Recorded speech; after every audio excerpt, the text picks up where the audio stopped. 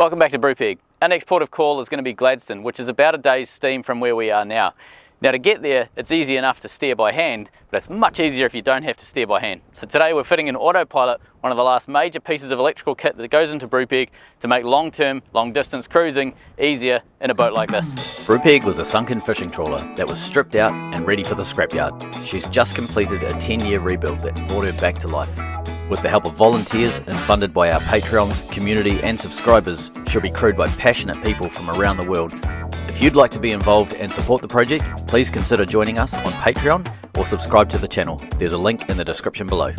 Today's episode wouldn't be possible without the generosity of two people. Duncan Campbell for being able to solve pretty much anything electrical that we can throw at him, and Peter McGee. Jess and I were able to meet with Peter on his new aluminium boat. He bought a passenger ferry, a converted passenger ferry from a commercial boat, and he's taking it into a private boat. It's an awesome project that he's got on. It's a really cool boat, and long story, but he was able to supply an Autopilot that they were no longer using on that boat, and it's now going to become the Autopilot on Brupeg. So this episode wouldn't have been possible without the generosity of Peter. So Pete, thank you so much for donating to Brupeg, mate. So this is an Autopilot that was donated by Peter McGee, as you can see. Now this looks quite basic, but this is an incredibly robust commercial spec TMC Autopilot. So these are made in Brisbane, so 5 hours south of where we are. So we've got a little controller thing here. We've got the actual Autopilot itself. There's a electronic compass for it. All of this is NEMIA connectable, so this can essentially connect to the NEMIA network that's running over the background here. So what we think is the case is we might be able to create a route on OpenCPN and then basically upload that to the Autopilot, and the Autopilot just pretty much steers the route that we've chosen. We don't have to sit there and then tell it to go left, right, and set the Autopilot as we need it. We can pretty much just literally create a route from here to Fiji and it'll drive itself to get there.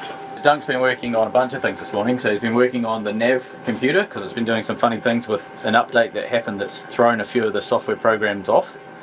Which also means some of the things on BrewNet were affected. I've got onto auto, but I bumped this. Oh, I see. Yeah, there we go. That's where things were going. So part of this is, there's a settings menu where you can go there. So that determines the sensitivity of the rudder control, which you can then tune as to whether, basically C state, as to how sensitive you want the rudder to go. And then auto, you can do one of two things. So that's the current heading, so basically it's going to now track 154 degrees. I believe you can do a little bit of steering around that, and it's also got NMEA 0183 connector, so it means that if it's or when we connect it up to the nav station and waypoint set, we can press on that. It's going to complain because we haven't got any at the moment, but it'll now do waypoint steering. So you can have a course set with several waypoints, and according to the nav machine, as we pass each waypoint through waves, then that'll update the steering on the Autopilot. So quite clever. So this is a great segue into why have an Autopilot. So small boats don't need an Autopilot. You can basically hand steer them because you're not going to be hand steering for hours, sometimes days at a time.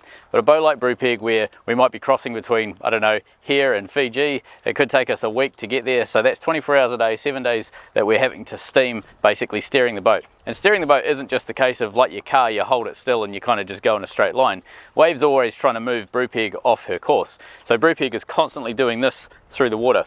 And that's fine if you're just going around the harbour, you can just kind of steer it and it's not a big deal. But that gets pretty annoying and pretty tiring after days and days and days and days of doing that. And that's what the Autopilot does. It makes long-term voyaging on Brupeg and like long-distance voyaging on Brupeg much, much easier and less fatiguing on the crew.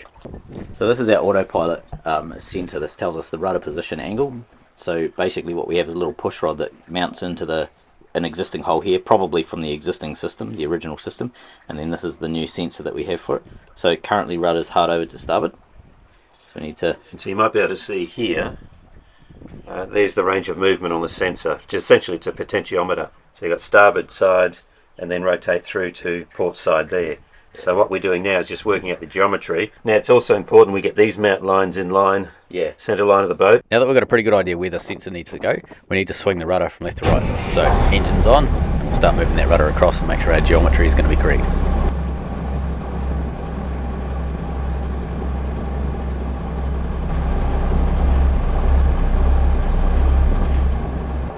So what we're looking for is David's going to do extreme starboard bullet. We're going to see how it lines up.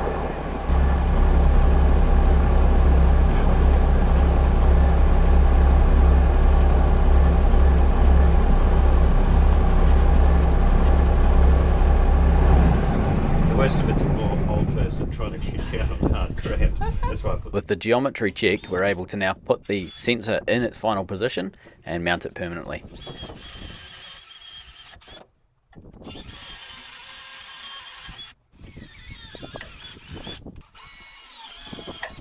And now fitting the little ball mount, it allows the push rod to connect the sensor to the rudder arm. That's shock absorption. And then a final check to make sure that nothing binds up and our measurements are being on what they should be and everything is moving as it should. Now that we've got the physical side of the sensor connected up the back, we need to wire up the cables that run from the sensor all the way up to the bridge. And this is our cable here. These are the joins inside a big bit of heat shrink, connected to the original cable on the sensor for the rudder angle. The Autopilot actuation system. So these are basically, this is the hydraulic system, and these are electric solenoids that operate inside the hydraulic system. So this is actually one of the only original pieces on Brupeg, and we had this rebuilt. So even though the plate looks a bit horrid, that's because it went underwater when Brupeg sank. You can sort of see all of the plate has disappeared. These have been rebuilt, but these plugs, the plastic on these is a bit sort of meh. That's what they should look like when they're new. They should be clear and beautiful and lovely. That's part of our anchoring system, and these ones are a bit gross, so we might end up just replacing these plug tops. But then this cable here, this is a 5-core conductor, or 4-core plus 1 earth. That's a conductor that we ran when we pulled all the cables through for the electrics. That's going to be hooked up to these guys, so we'll go and figure out up in the wheelhouse first, and then we'll come back and we'll do this, and hopefully we'll have an autopilot this afternoon. We've just come back from town. We've got new connectors for our solenoids, the hydraulic solenoids. We've also got a bunch more heat shrink, some conduit, cable tray I've just cut up. We've got some more cable. Duncan is extending the cable. This is for the solenoid connection, and this other end here, this tiny end here, is going to be extended. That's for the autopilot to talk to the rudder up here. This place has turned into a bit of a bomb site again. Right, this is the cable tray, so we just bought a length of it. I've chopped it up. What I'm planning on doing is running, I think, the cable tray across the wheelhouse here, so that we can bring these. We're going to double the amount of cables going across the roof here, so we want to obviously start putting it in tray, make it a bit neater. We're going to also put tray down here, so all of this can be tidied up. And then this whole area here, you can see there's a mountain of cables here that can all be basically cleaned up. There is chaos everywhere in the wheelhouse. We are organising cables going across the roof here. We're tidying up the cables over the back for the VHF. We need to mount this bracket here, which is going up here for our autopilot. Dunk's working on that at the minute. But what the immediate job is cleaning up all the cables that run along the back here. So we've got cables that come up, I'm trying to find out how to show you this. Cables that come up from underneath the floor in the battery area. They come up through the electrical box and then along cable tray along the back, and then they sort of make their way across the roof here. But to get them there, we have to make them really tidy over the back. So that's the current job. So funny story time, these heat shrink connector things. So we've got a whole stash of them down here. So different sizes and like ring terminals or joiners and all that sort of stuff. Normally these, they come in, you can buy them in kits. And we obviously used quite a few, so I needed to top them up. I went locally to find these things here, and for a pack of 50 was $44 for these ones here. And when I went to AliExpress, this was a pack of 100 was, I think from memory, it was $9 US. So we use these now. And I looked at getting a pack of these red ones, which are the really small ones. They were a pack of 100 were $102 in town. I found these for $2.50 US on AliExpress. So this is not a plug for AliExpress, but that's where we get a lot of our electrical connections from. So we have our autopilot now mounted up the top. We've moved a few things around. So we now have our Starlink router down here, a little brunette mount that's 3D printed. I would love to give the person credit. He has a YouTube channel, and I cannot for the life of me remember what the name of the channel is because I can't find it in my emails. But message us in the comments and we will definitely put your name to this. This was a cool little addition. We've got our AIS box. This basically is our AIS and all of the aerials and NEMIA connections. We've got our X11 router. This is a pigsty at the minute because we need to tidy it up. This is the box for our cameras. So this will get consolidated soon. We're working on it. Cabling down the back, we've stripped heaps of it away, so that's getting cleaner. Duncan over here is working on tidying up some of the cable tying and cable paths and things like that. Over the back, I'm about to P-clamp the bejeepers out of all of these dangly cables. We want these sort of pinned up nicely across the top here, and then these cables need to be pinned up against the windows over here as well, so that there's nothing loose. Cable's tidied up, so now we need to work on the power cable, and that's the radio power cable tied in. So Dunk has done a beautiful job of adding more cabling down here now. So we've got 3 lots of 1-inch conduit, and this is coming across to this big piece here, and you can see, come out of the light, you can see beautiful job of heat shrinking. Isn't that looking spiffing? It's hard to see with the bright light, but there is our cable all pinned in for the power. So you can see our Autopilot up here now has power. These last few cables here, this is the rudder position sensor that you saw us wire up, and this big one here is there's 5 cores, and we need to take those down to the solenoid that runs the Autopilot. So this converts electric signals into hydraulic signals and then makes the rudder do whatever it needs to do. This one is one of the proprietary plugs that goes in the back. So these 3 have to come across here and go into the back of our Autopilot up here. So we don't know much about these solenoids over here. So Dunk's measuring resistance to figure out how many amps do we need to feed down here to power them. And we also have a spare. So we've got 2, one here and one over the back there. Turns out we only need to run one of them. So we don't know why, but Brupeg has basically 2. One's pretty much redundant, so we're just going to keep it in the system in case we ever need it, but basically we have a spare. So it looks like all 4 solenoids are intact at the very least. We don't know if they actually work yet. That comes from the steering, the orbitrol. Yep. And this one comes from the pump. So if either of them needs return, it goes through the filter and dumps back into the tank. Would this be the return? Engine return. Yep. Okay. So we've got 12 volt power supply. We're able to make sparkles. Making sparks. So what we're doing here is basically going through each solenoid, there's 4 in total, and putting 12 volts to them, and we can feel them clunk open and closed, and then we're also measuring how much amps we need to run these from the Autopilot. Sun's gone. Dunk's still working on this. We're so close to having this powering up the Autopilot. However, we realise that we need to get some hydraulic pipes, because otherwise it's going to be doing nothing. So hydraulic pipes will be going on shortly, and the last of the cables will be starting to get hooked up to the solenoids, and we should be able to start flapping the rudder using this machine. On our Autopilot, we've got this fitting here and this fitting down here, and basically those 2 things there need to connect to these 2 fittings up here. So you do that with a hydraulic hose, and hydraulic hoses are blimmin' expensive. Like, for example, this one hydraulic hose here is probably $150. So doing 2 of them, you're probably looking at 350 bucks, maybe in Aussie, possibly even 400 bucks to do it. This lead that you can see hanging here, that's for the NMEA 0183 connection. So we'll connect that through to Brunette, and that way we can install waypoint based steering. And the hope is that in about 2 days' time we can test the whole thing out. These are the 2 connectors we'll be using to connect to the steering hydraulic solenoid controllers or actuators. This one's, I've taken the cap off this, so this is the circuit board that sits inside. There are the pins that clip over the solenoid, and I need to put a reverse bias diode across the actual solenoid pins. And the idea there is that's protection, since we're driving these solenoids with electronic circuits. When solenoids are rapidly switched, or when the coils within solenoids are rapidly switched, you can get a reverse voltage spike. So the idea with the reverse biased diodes is that quenches that spike so it doesn't feed back. And this work has been approved by my helper here. Baby cat, you're on the air. Hey, baby cat.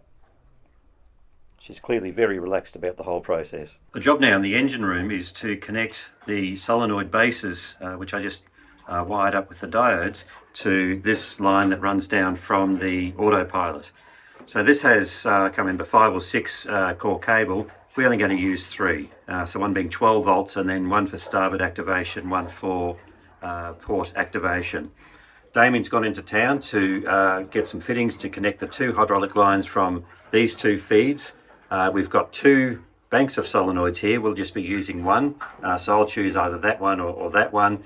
What Damien's doing is getting the 2 lines which connect these 2 feeds and the solenoid outputs up to the steering lines there. So he's just going to get the adapters for some flexible hydraulic line that he's got. So I'm back from town, and we have 2 pipes now connecting our left and right ram up there, coming down to the left and right ram on these solenoids. Hooked everything up top, and right now we should have no lights, which we haven't. We've got no lights. Is that should be one light, and this will be ported. Yep, I've got a green light on the bottom solenoid.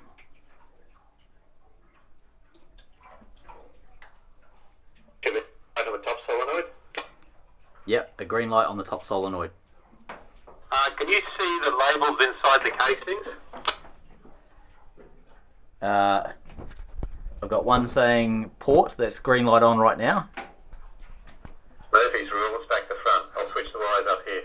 So what Duncan's done is created a couple of labels. We've got 12 volt, so we know that these are 12 volt for whoever turns up later.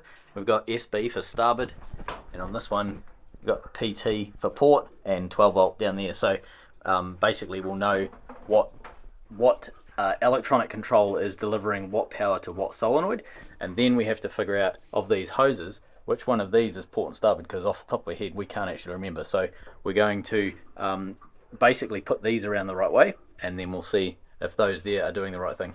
I have port come alive now, starboard is on now. Perfect. It's a wrap. Because we've replaced some of the pipes and everything down there, there's almost certainly going to be air in the system. So we're going to start the engine up and we're going to spin a few lock to locks, try and get rid of any air, and then we'll start doing port and starboard using the actual autopilot itself. Actually, I wonder if we should do the little tag thing, the what do you call it, the remote pilot thing? Remote pilot. If you've got enough cable, you could walk out to the back. Yeah. Do it. Yeah, so all right, well we'll test that, and we'll test the big dial up here as well. But let's get the engine fired up and get these lines bled. Coolant, hydraulics, plenty of lovely engine oil, 2 squirts for good luck, plenty of gearbox oil, electrons, brunette, RPM, engine is on.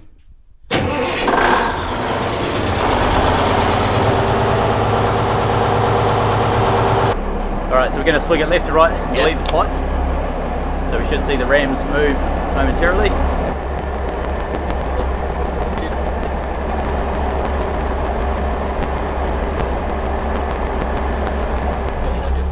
Now that the air bubbles have left the system, we're able to start using the autopilot to turn the rudder. So this is the autopilot on its first try.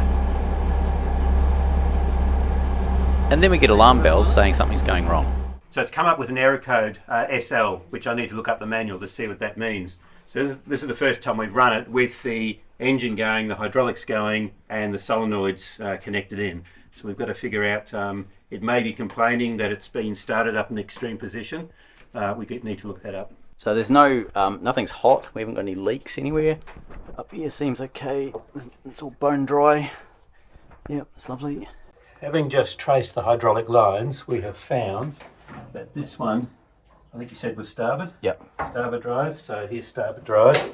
And just the way we randomly hooked this up to start with, there's the port actuator on the starboard solenoid. Right. So what I'm now doing is swapping them over. So that's starboard. Thank goodness I did a label.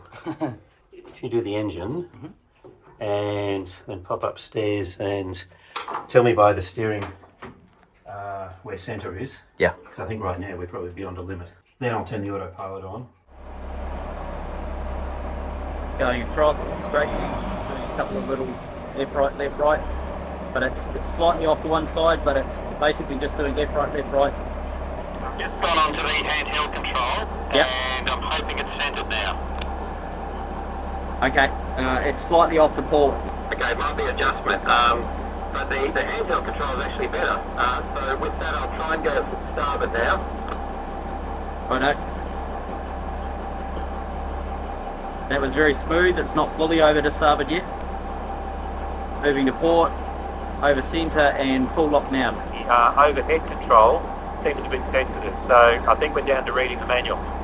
Now that we've got the basic functionality of the autopilot working, we need to actually calibrate it. So that's essentially figuring out where the compass needs to point so that when we're heading at, I don't know, course 165, the compass is actually reading correct and we're trying to aim at that. So we can decide where we need to go on the screen. We can create our route on the screen. It will tell us which course we have to steer. Then that can be translated accurately across the autopilot. If there's a discrepancy between those two systems, as soon as we transfer the coordinates from our navigation screen up to our autopilot, it's going to start veering the boat off onto one weird particular direction. So I'll show you what we need to do for that. Currently sitting on the desk is our electronic compass. Now this is not obviously where it's going to be mounted permanently. This is just so that we can start playing with it and learning where things have to go. But this has to point directly to the bow. If you have a look, I'll be able to see there, arrow with bow. So normally you would line it just straight up and point it at the bow. However, in a steel boat, compasses get affected by the magnetic field created by the steel. So this is a magnetic compass. You can sort of see there, you might be able to see the dials, I don't know. There we go. So basically this here will be getting completely affected by the steel work all around the boat. So on steel ocean liners and big boats and things, they'll have two big magnets up on the side or big blocks of steel, and they can move those in and out, and that basically will help swing the compass. It's literally called swinging the compass, so that you get the reading correct. Now we have some other things down here. We can use an iPhone to give us a compass. Now this is a GPS based compass, so it's not real accurate if you're not moving. So right now it thinks we're pointing at, 129 degrees southeast, which is probably fairly accurate, but that gets much more accurate when we're steaming. So when we turn our autopilot on, so right now the autopilot thinks we're doing 134, iPhone thinks we're doing 129. This thing up here is probably 135, but who knows where accurate on this is, so you can pretty much ignore that for now. So if we move this around left and right like that, see the effect it's having on the autopilot itself? Having a huge effect. So it's really critical that we go for a drive and we basically figure out where is true, whatever this direction is, true south, true east, whatever, it doesn't really matter. We just have to find out what is true when all of these digital compasses start lining up, and then we can actually start moving this one so that it's more accurate. Now, magnetic is okay. You've got to take into a lot of things like magnetic variations, so depending on where you are in the world, you have to start factoring that in. Magnetic is, in my opinion, it's really good as a backup, because it doesn't actually matter what the number reads. If you need to go in a particular direction, you know that direction, you can just point the compass and make sure you stay on it. And given a couple of degrees of magnetic variation, and so long as you're not doing a massively long run, it's pretty accurate to get you home. In terms of what we've got here, basically we can steer the boat left and right. We can find the course that we want to go on, and then we can press it onto auto. And then up here we've got individual degrees, so each one of these lines on this big dial is an individual degree of course adjustment, whether it's to port or starboard, it doesn't really matter. And then you've got down here, you've got sensitivity, so this is how sensitive the autopilot's going to be to the weather that you're in at any particular time. And then over here we have this little gadget here, which is kind of the best part of the whole system. We can flick this over to auto steer, and then quite literally that is steering the boat. So the current process for creating a route on Brupeg is pretty simple. Jump onto my phone with Navionics, create the route from start to finish, and then upload those waypoints across to OpenCPN, and this is what it looks like. You can sort of see down here we've got a whole cluster of waypoints, then we've got a big long straight path here going around a head, and then a whole cluster of waypoints. So let's zoom into this. Now these are not manually set, these are set by Navionics, so you can see that there is a bucket load of these waypoints. So as we're going around this big curve, basically we're aiming for each one of these dots along that blue line.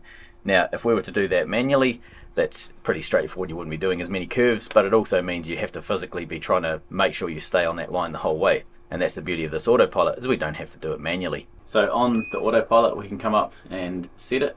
It'll go through its procedures. It thinks it's pointing at 315. We can, there we go. So now it's actually pointing at 128 degrees, which is what this compass is telling us that the boat is going at. So we can then come across to auto, and it'll steer to 128. And every time it thinks it's off course, you'll see these lights come up, red or green, depending on which way it wants to go. And we can fine tune up here 1 degree at a time. And by having OpenCPN be able to talk to the autopilot using those waypoints via the Nemia network that Duncan set up, it allows us to be able to basically sit back in the skipper's chair and know that the boat will take itself along that course. Obviously you stay up here and you keep a watch and everything, but you don't have to physically and mentally work so hard whenever you're taking the boat between different locations, and it's something that helps us keep our crew in the best condition that we can, no matter what we're doing with the boat. Thank you everyone for your beautiful comments about my mum's passing. She passed peacefully Tuesday night, a few nights ago now. The ceremony, the funeral was today, and family is okay, and we're just gently recovering, looking after each other and looking after ourselves. It's going to take a little while.